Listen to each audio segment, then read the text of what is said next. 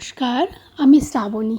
বেশ কয়েকদিন থেকে নিরামিষ তরকারি দেখাচ্ছিলাম, তো আজকে ভাবলাম একটা মাছের রেসিপি করি।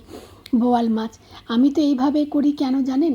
ওই যে তেল ফুটবে আর বোয়াল মাছে যতই আমি কাঁচা তেল মাখিয়ে ভাজি না কেন, ফোটে প্রচুর। এখানে ওখানে সেখানে কত যে খেয়েছি এর আগে ছ্যাঁকা, তার ঠিক নেই। যাই হোক, এটা একটা নতুনভাবে করতে শিখেছি। অ্যাটলিস্ট তেলের ছ্যাঁকাটা আমাকে খেতে হবে না।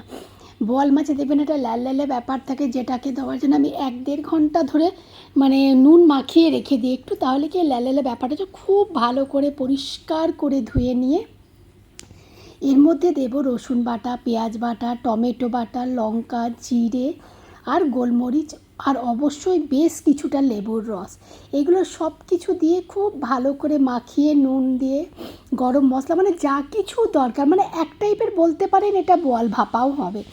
তো মাখিয়ে আমি প্রায় আরও 1 ঘন্টা আমি এটাকে ম্যারিনেট করতে রেখে দিয়েছিলাম।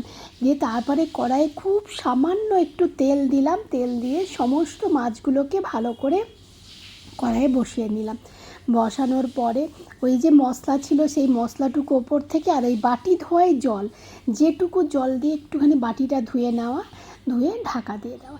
এবার এইভাবে ঢাকা দেওয়া, কিন্তু এই যে বাটির মধ্যে যে একটা হোল থাকে, যেটা ঢাকার মধ্যে, লিডের মধ্যে, সেটাকেও কিন্তু আমি একটা কাগজ দিয়ে বন্ধ করে দিলাম। এটা পুরোটাই ভাপা হবে এবং খেতে অসম্ভব ভালো হয়। যারা এই মাছের তেল ফোটাকে ভয় পান, আমার মতো এই রেসিপিটা কিন্তু অবশ্যই ট্রাই করবেন। একবার মাঝখানে আমি ঢাকা খুলে দেখে নিলাম এবং এপিট ওপিট করে উল্টে দিলাম। এবার নামিয়ে নিলাম। একটু সামান্য গ্রেভি থাকতে থাকতে ভীষণ ভালো খেতে হবে। অবশ্যই কিন্তু আপনারা ট্রাই করবেন এবং কমেন্টসে আমাকে জানাবেন কেমন লাগলো। ভালো থাকবেন।